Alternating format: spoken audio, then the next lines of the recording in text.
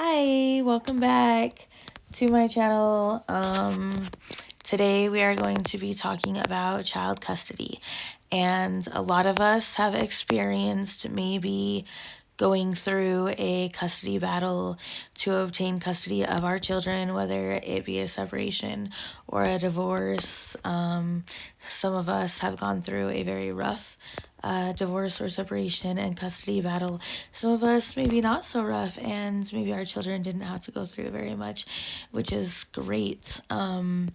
However, some of us, maybe as a young child ourselves, have gone through custody battles and experienced a lot. I myself am one of those people, so I would like to share my experiences, not only, fighting for custody of my own children in certain circumstances, but also experiencing that myself as a young child going through custody battles and what it is like from a child's perspective and experiencing that. I think that could be very helpful.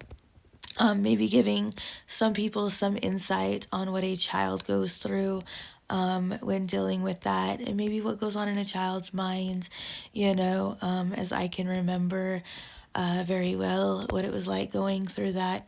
And that is why I would like to share my experiences with you guys. The reason I chose to start with the child custody portion of my story is because, our long term memory doesn't start until a certain age. And of course, that is the first part of my story that I can remember is that portion of my life. And so I'll be sharing with you not only things that I can remember, but things that maybe I was told, etc., and just what I can remember going through.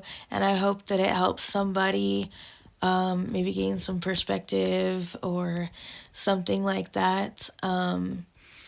And just get my story out there. I'm just here to help.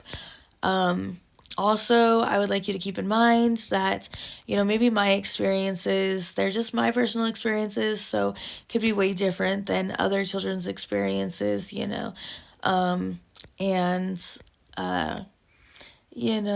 what I went through, what other children have gone through, could be better, could be worse.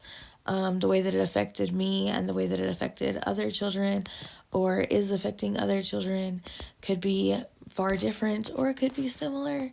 So please keep that in mind, and I hope that you find this topic interesting. I hope that you will tune in and like and share and subscribe, and thank you for being here today, and enjoy. Okay, so I'm going to do two parts to this child custody thing because the very first video that I did turned out to be over 2 hours long, and I know that it is very hard to, keep people's attention for 2 whole hours. So, the first part of this is going to be my experience as a child going through custody battles. The second part of this will be put out another day, and it will be my experience fighting for custody of children through a very rough custody battle and what I witnessed my children going through.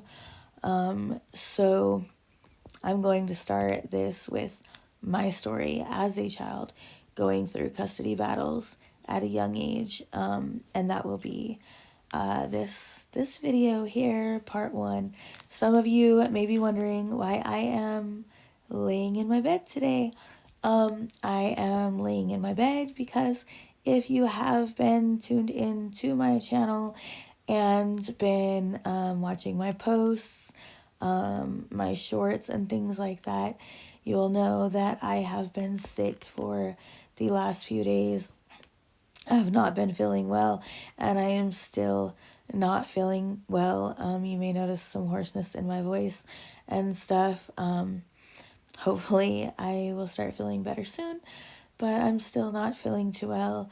However, I really just wanted to get a video out there and start going on, this whole mental health thing and what my channel is really aimed towards and what it is all about, and just helping people. That's really what it's all about. It's just mental health. As I said before, I suffer from a lot of mental health issues and diagnoses, and I am also a single mother with some children who have some mental health issues and diagnoses. And I want to share some stories and really help some people. So I'm just really, really excited to be able to share with you guys. And I just couldn't wait to get started. So with that being said, here we go. So at a very young age, my dad took me from my mom as an infant. My dad, he he really wanted to be a father. He really wanted to have a baby, but he really didn't want the whole happily ever after thing that my mom was really hoping for. She My mom grew up in the foster care system her whole life, as she was given up for adoption and never adopted, just bounced from foster home to foster home. So when she met my dad, she was really hoping for a happily ever after, but my dad, he wanted a baby. That's what he wanted. And I believe that he cared for my mom, but he was not wanting, the happily ever after family that she was really hoping for. So, when he got his baby, he, that's what he wanted. And as an infant, he got custody of me. He took me from my mom, and I obviously don't know 100% the details of that story. When you are a young child growing up, you hear things from both sides of the family. Of course, I heard things from my dad's side of the family. I heard things from my mom, and you never know the truth on what to believe, who's telling this, who's telling that, blah blah blah, right? And as a little girl, you just don't know, right? I can say that I pretty much, I grew up on my dad's side of the family most of my life, and I was very much daddy's girl, as I think a lot of little girls are. A lot of boys tend to be mama's boys, and a lot of girls tend to be daddy's girls. And it's not always that way, but it tends to be that way a lot of times, assuming that the mom is in the little boys' lives, or the dads are in the little girls' lives, etc. Then I think it tends to sway that way. um, but not always. Of course, in my case, it did, because as I said, my dad took me as an infant, and my mom, it broke my mom's heart. It broke my mom's heart because, for one, I was her first child, and that was very difficult for her. She had a baby that she could love, and all that of her very own, and she really wanted happily ever after. And I was taken from her. And my mom she went through a lot too throughout her life. And so, and she struggled with mental health issues and mental illness herself, as a lot of that is hereditary. Some I got from my mom, who got it from her mom, who I'm sure got it from, from her mom, etc., etc. So, she struggled with her things, and therefore made some obviously not so healthy choices in her life, due to struggling with those things as well. And my mom, she tried hard, as I was little, trying to get me back and all of that. But the thing is, a lot of people think that, you know, uh, the courts and things like that, they really care about the best interest of the child, and that's what matters, and so on and so forth. And I'm not gonna say that, there aren't judges out there, or attorneys out there that aren't in it for the right reasons, or don't care about the best interest of the child, because I'm sure that some of them do. But in a lot of cases, and I will say in this case and the cases that I have seen and witnessed, money money is what wins. Money is what's important, and as they say, money talks and bullshit walks, right? My mom didn't have a lot of money. She didn't have a lot of money. She was a single mom. She eventually had other children, and as she tried to fight for me, she always had like a state appointed attorney and things like that. She didn't have money to hire a high priced attorney. And my dad, he had help. It wasn't just him. He had help from my aunt, who was his older sister. He had help from my grandma. It wasn't just him. And my mom, she couldn't compete. She couldn't compete.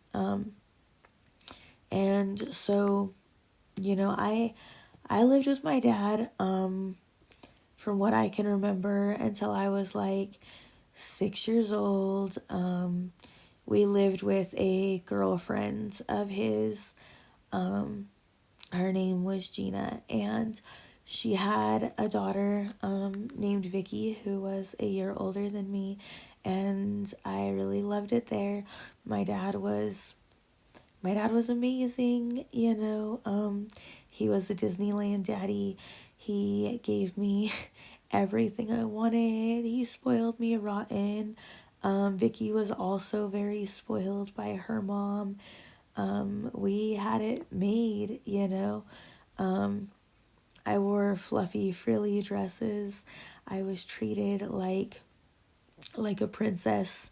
I refused to wear pants. It was just always fluffy, frilly dresses, and we did what we wanted. We we didn't we didn't get disciplined. We didn't get spanked. We didn't even I don't even recall getting put in timeout by my dad or anything like that. My dad my dad just they just spoiled us, and so did she, from what I can remember. But it was great. It really was.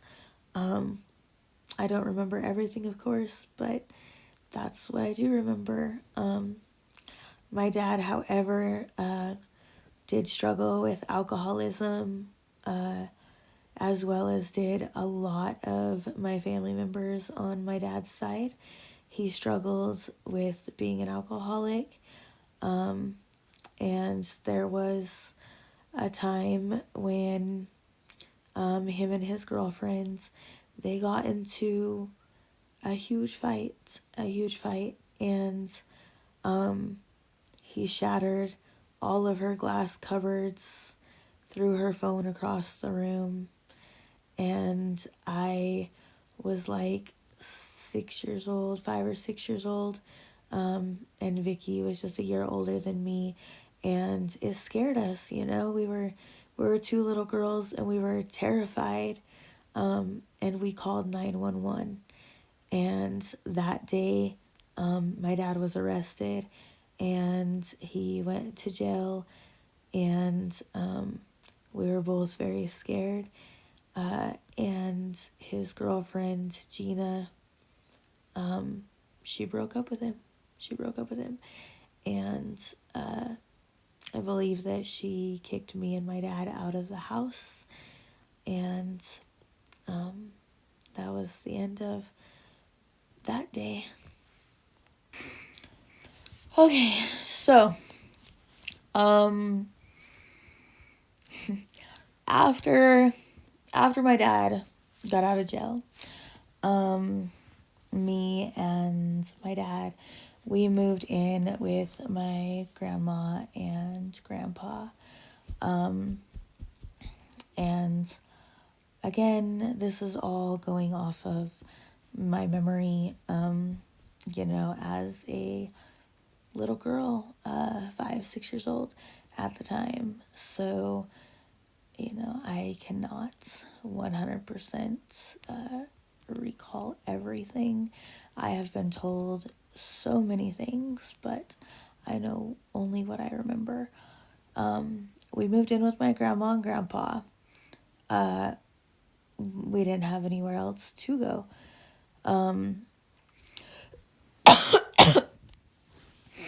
My grandma and grandpa, my grandma and grandpa they were,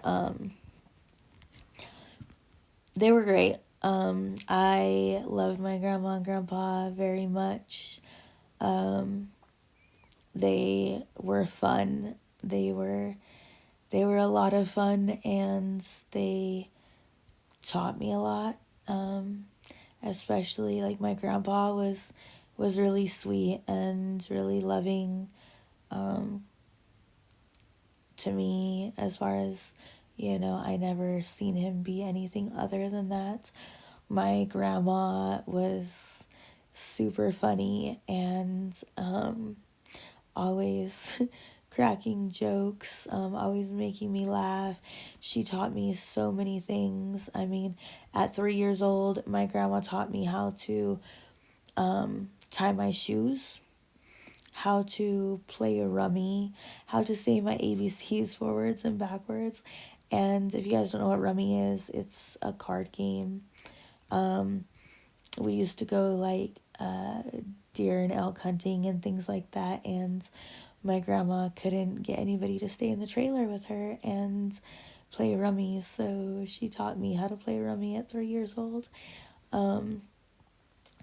My grandma was awesome. She taught me how to color in the lines and how to finish everything that I started before I started something new.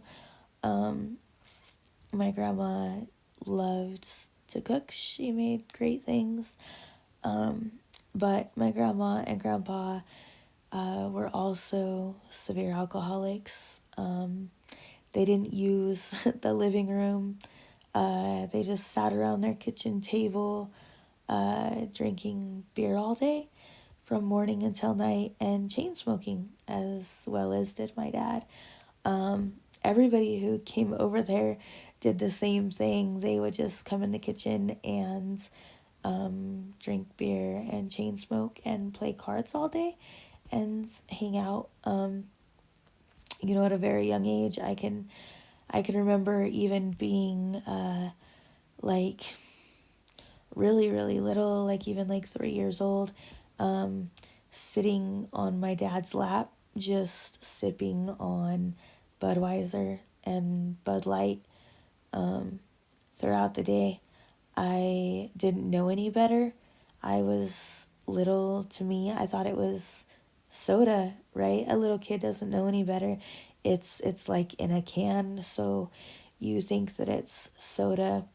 Um, and maybe like I don't, to this day I cannot drink beer. Beer makes me sick. Just the taste of it makes me sick, and I honestly think that that's why. Um, but that was just the environment. That was the environment that I grew up in. A lot of secondhand smoke. I'm pretty sure my lungs are no good. Um, and it's kind of sad, because nobody really, I guess, thought about the smoke that I was inhaling at such a young age or anything like that. But as a child, you don't know those kinds of things. um and I know that they loved me, but I don't know what kind of example they had, for parents or anything like that. And like I said, they were fun and they were loving and stuff, but they did have that as a problem. Um, anyways, my dad, that to me, um, sadly, was was the best memories that I can say. When people say, to think of a happy place, right? A happy time in your life, etc. Because I was such a daddy's girl and my dad was my whole world, um, that was the happiest days of my life. It was, and in no way am I glorifying, um, the lifestyle that was going on. But, me and my dad, we shared the bedroom that he grew up in, and stuff like that, because they had that house for a long time.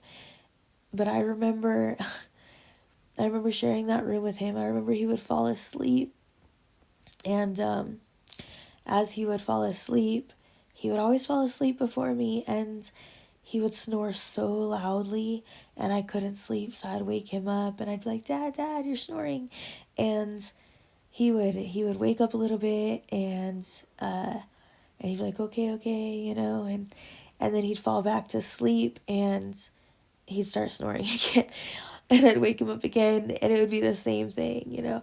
But every night, he always had the same song, playing over and over again. And I don't know if that song reminded him of his ex-girlfriends or what, but that song just stuck in my head. And, I just, I really loved those days when it was me and him. Um, and I always wished, I used to wish on a star every single night that him and Gina would get back together, but it never happens. My dad, however, worried that he couldn't care for me. He worried he couldn't care for me. He didn't have a job. He didn't have a job, and he felt that he just couldn't take care of me. As a kid, I didn't care. I just wanted to be with my dad. But when you're a young kid, you don't realize that there's there's more to caring for you than just love, right? Like, your parents need to be able to support you, put a roof over your head, put clothes on your back, that sort of thing. And my dad didn't feel like he could do all that. Um, my aunt, who was my dad's older sister, she had four children of her own, four boys who were older than me, and she was pregnant with a little girl at one point in time, but she had a very abusive husband, who was the father of her boys, and he beat her to the point where she miscarried her little girl, and she was no longer with him at this time. But, my dad felt like she could take care of me. You know, she wanted a little girl and she could no longer have kids anymore. And he felt like she could provide for me. She could put a roof over my head. She could put clothes on my back. She could put food in my mouth. And I would be okay with her. And giving me to her would be like giving her the little girl that she never had. Plus, I would still be in his life and he'd still see me all the time because that was his sister, right? So, really, I wouldn't be going anywhere.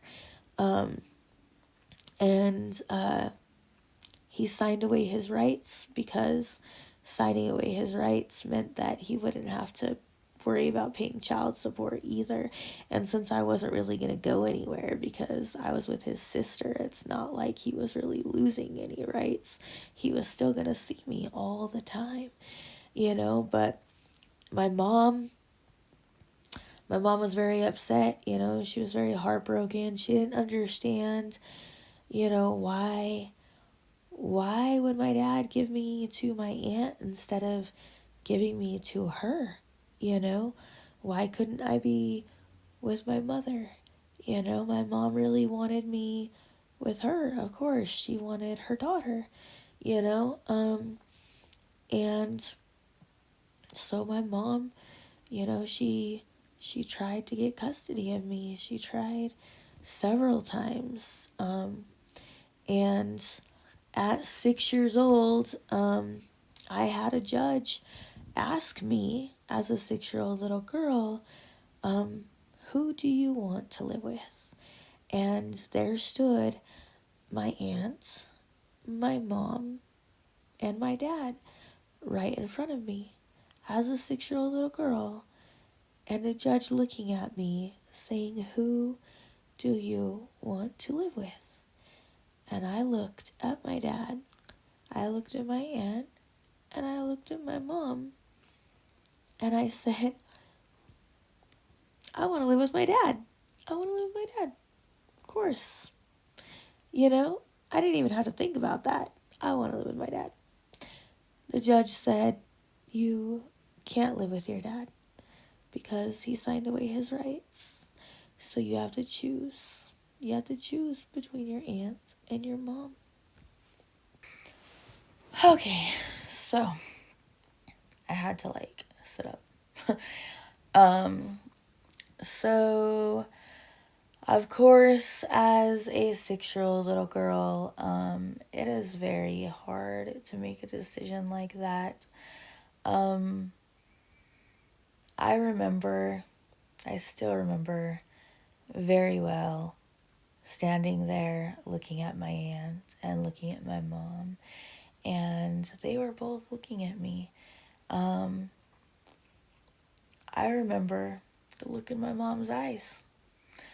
I know now as a mom, and I even knew then how bad my mom really wanted me with her. I also knew that my dad wanted me to be with my aunt, and my aunt wanted me to choose her. And as a 6 year old little girl, I just knew that I wanted to be with my dad, and they told me that I couldn't, that I had to choose between two people that I couldn't choose from, because no matter who I chose, I was going to upset somebody. I was going to hurt somebody's feelings. If I chose my aunt, I was going to make my aunt happy. And, of course, that's like where my dad wanted me to be. But that was going to make my mom very sad if I chose my mom, I was going to be upsetting both my aunt and my dad. And I didn't want to do that either. So I couldn't choose. I couldn't make a decision like that. I was 6, you know? And I didn't want to hurt nobody's feelings. I knew what I wanted, but I couldn't have what I wanted. So, I just, I told him, I don't know.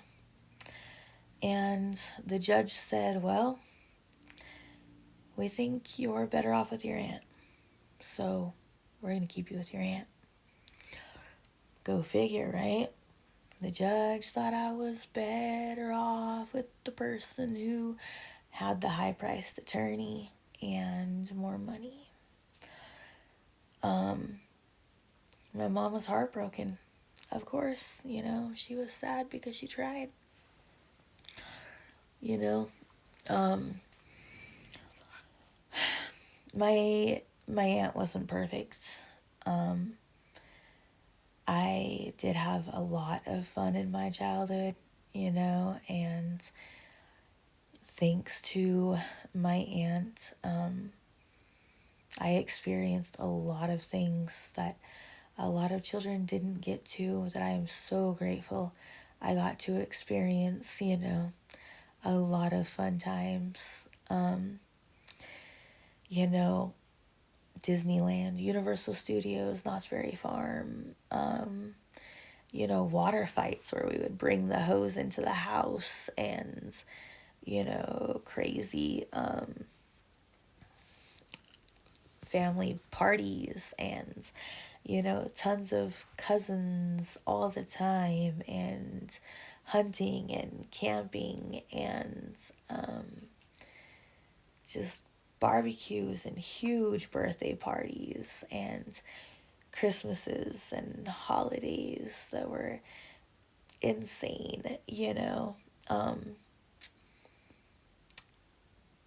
My mom with my siblings, they didn't even get to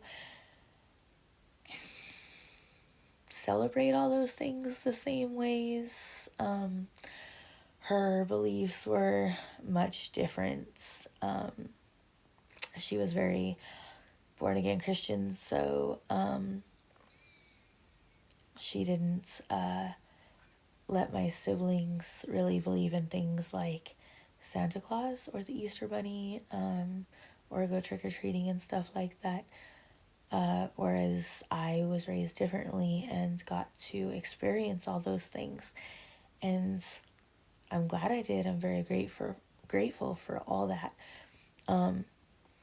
But again, a lot of those things made it very difficult for my mom. I did get to spend weekends sometimes with my mom.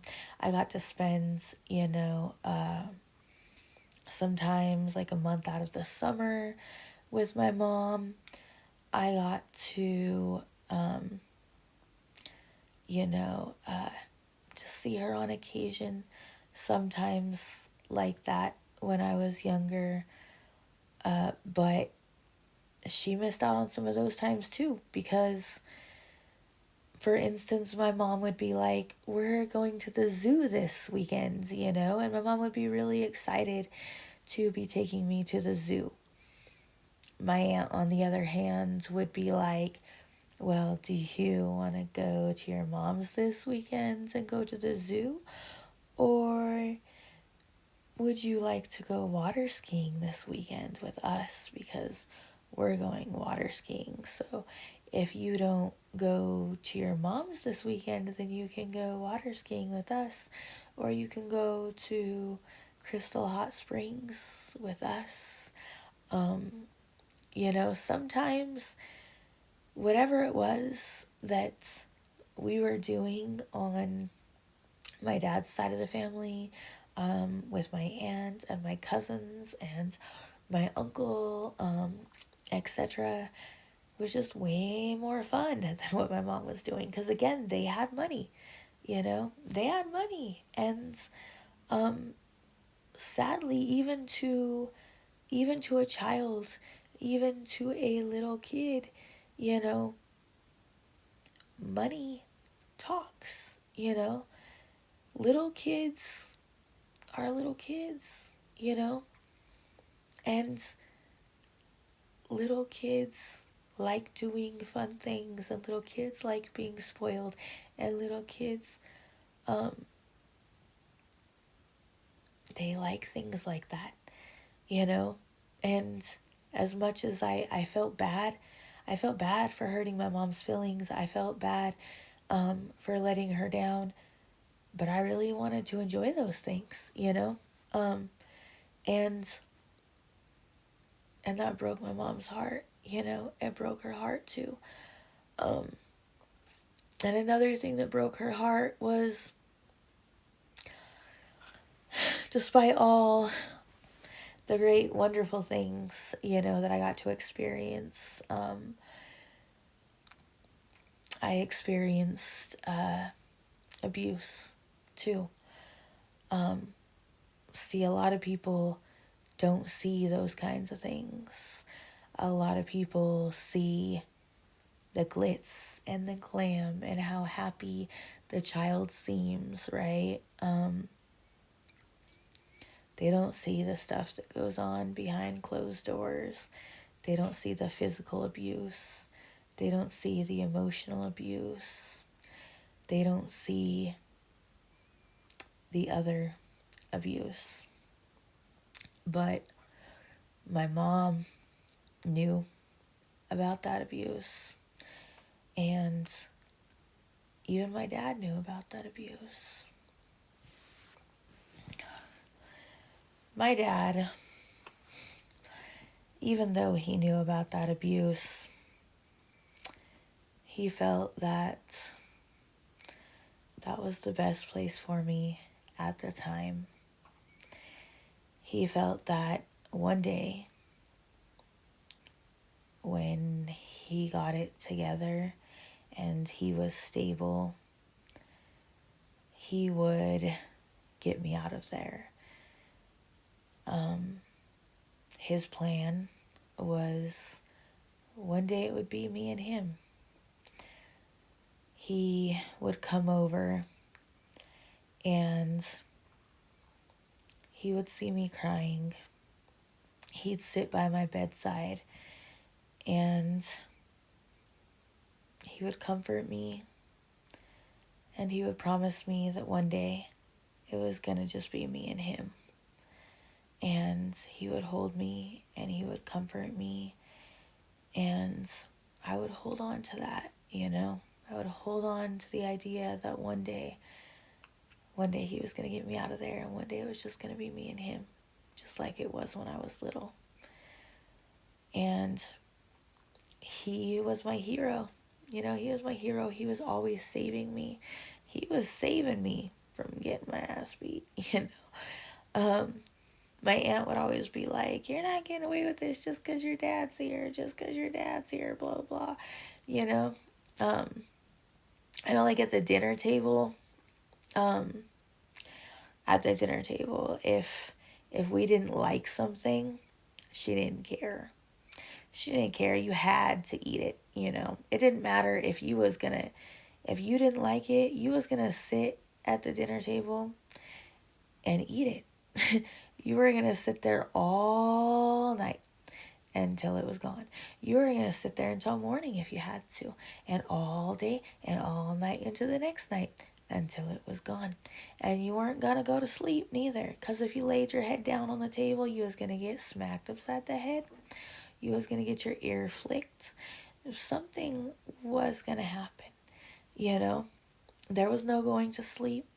You could go to the bathroom maybe once an hour because she was hip to you trying to spit it in the toilet. You know, I tried to hide it under the table. Of course, that didn't work. I tried scooping it all to one side of the bowl so it looked like I ate half, you know. That wasn't going to work. I tried spitting it in a napkin. That wasn't going to work. Tried putting it down the garbage disposal. That wasn't going to work, etc. My dad, though, you know, the little breakfast sausage links. My aunt, she when she would turn and look at the stove, my dad would take it off my plate and just hurry up and eat it, before she turned around so that I didn't get in trouble for not eating it. When it came to broccoli, he'd be like, could you at least put some cheese on it for her, etc. My dad was always trying to come to my rescue, always trying to protect me, always trying to save me any way that he could. And, with my grandparents being such severe alcoholics too, my aunt did a lot when it came to raising my dad, being the big sister. So my dad knew exactly how she was, but he wanted me where he knew that I would be taken care of. And, I feel like you can only be as good of a parent as you had an example to be. And like I said, I don't know what kind of parents my grandparents had, but, I feel like my dad didn't have the most wonderful example, and he did the best that he knew how to. And he made the best decisions that he knew how to make for me. Um, and I don't blame him for any of the decisions that he made, although they may not have been the best decisions for me. I feel like he tried to do his best. And I love him more than anything in the world. And my mom, she wanted to get me out of that situation. She wanted, and she tried and tried because she wanted me with her. But again, she couldn't do it. She tried. She made so many reports of child abuse. I remember at a very young age constantly getting pulled out of my classroom at school. They would come into my class and take me into the office, and I would get pulled out to get checked. They would check me for bruises, to see if I was being abused. Now, believe it or not, you can be abused and not have any signs of abuse. I didn't have any bruises. I didn't have any bruises, you know. So they could never prove anything. Not only could they not ever prove anything, I knew better than to say anything. I knew better. No way was I ever gonna open my mouth and say anything. Hell nah. I would have got beat, you know? Um, and not just me, but they came over to the house, checked things out. The house was great. Nobody else in the house would have said anything either. We all knew better. Um, we were we were taught to know better, you know? There is no way, So, um, it's just there are, a lot of people think that because a lot of people think that because a child appears happy, because a child has no marks, um, because everything looks good, everything's good. Because someone has nothing on their background check, everything's fine. Or because someone has money, that's the best place for the child. Well, I'm here to tell you that that's all wrong. Because that's not always the case. It's not. From a child, okay? I may not be a child anymore, but I was.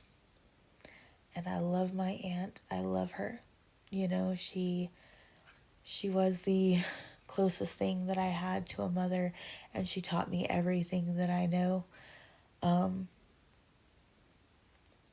and I love her with all of my heart. But there are some things that I wish I didn't go through. There are some things that I wish I didn't experience, and there are some things that definitely did some permanent damage,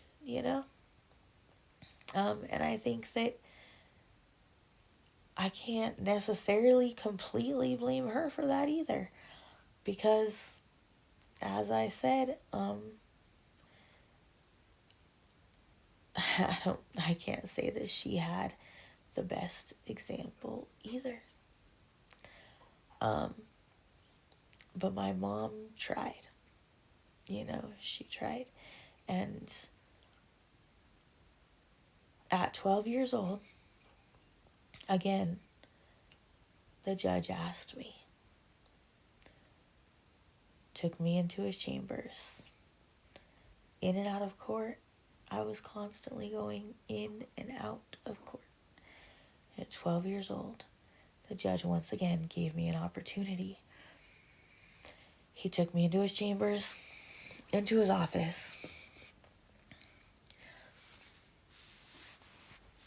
and he said, "Who do you want to live with?"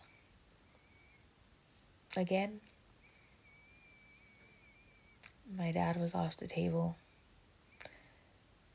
and still, my dad was who I wanted to live with, but that was not an option.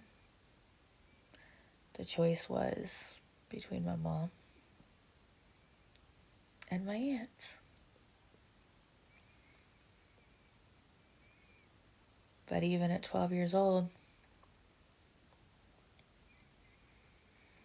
even with all the circumstances, even seeing how hard my mom was trying, even loving my mom as much as I did, even wanting my mom as much as I did,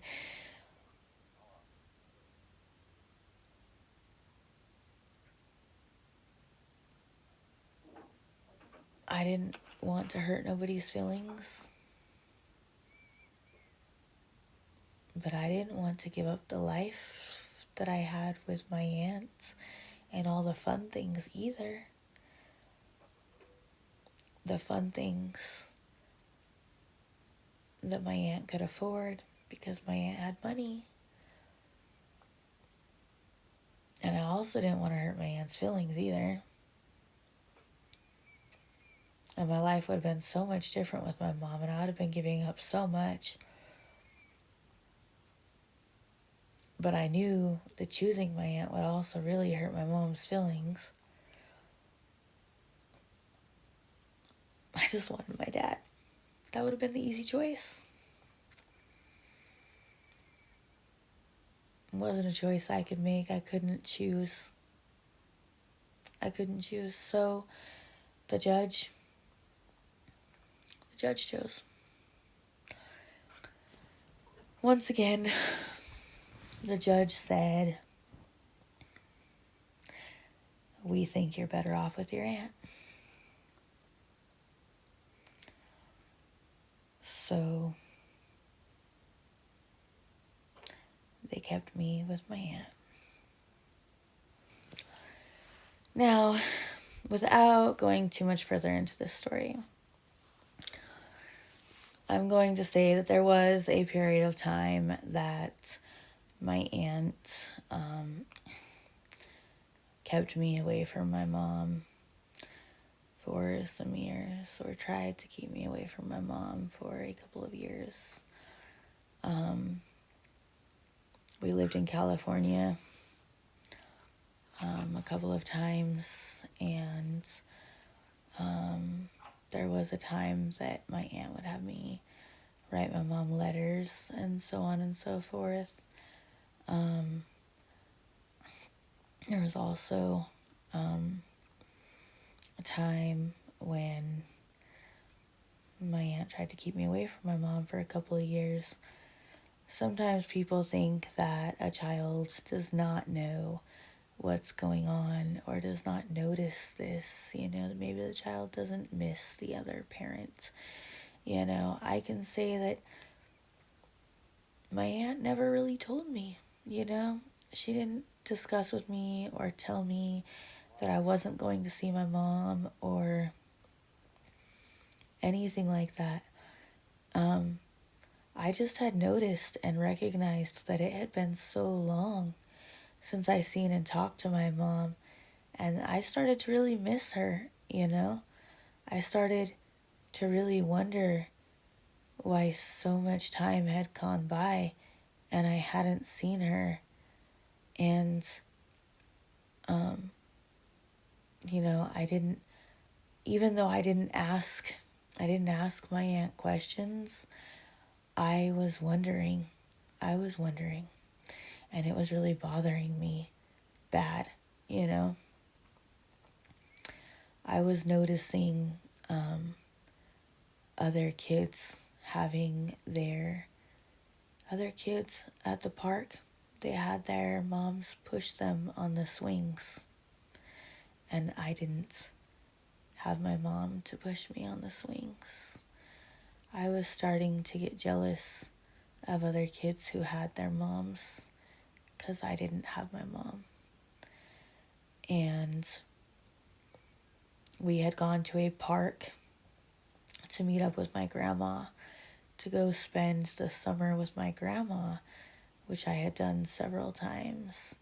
And at this park, I had recognized some people there from a church that my mom had went to. And I wandered off. I wandered off and I walked up to these people and I I asked them if they knew where my mom was. And I told them that I was looking for her, that I really missed her. And they drove to my mom's house. They picked her up and they brought her to the park. And my aunt, who was at the park at the time, had no idea that I had even wandered off and found my mom. And my mom was so surprised and so happy to see me. And I was so happy to see her. So, if any of you are wondering what it's like for a child when you keep them away from the other parents, I can tell you that it is harmful to the child. It is. I know that my aunt claimed to have her reasons, for doing that. I know that my dad had his reasons for getting custody of me, and they had their reasons for doing the things that they did, and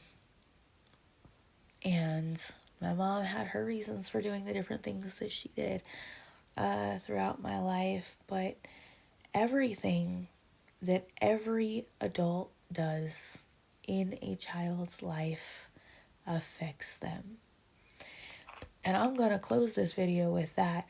I would like you guys to know that everything, every decision you make in your child's life, no matter what it is, affects them in some way, shape, or form, affects them long term.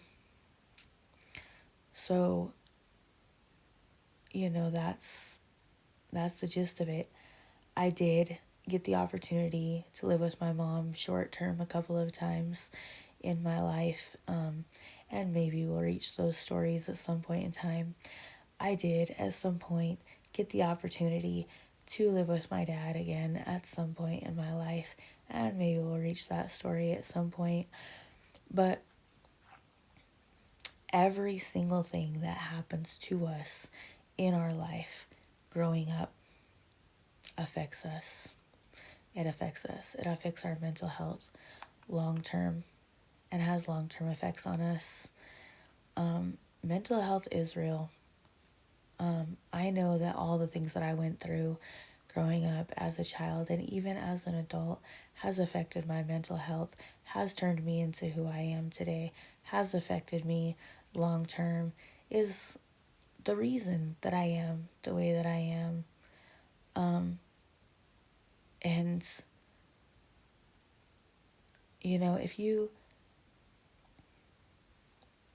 want to know why somebody is the way that they are, why they make the decisions that they make, etc. Learn their story. Learn their story, because everybody has a story. We all do. And you might be surprised at what you learn about somebody. Don't just judge somebody, learn their story. When it comes to a child going through custody battles, it is very hard on a child. Very hard. It is very difficult on a child. They love everybody. A child loves everybody. And they can't choose who to love. And all they know is where they're having the most fun. And where they're having the most fun may also be the place that they're being abused. Please keep that in mind.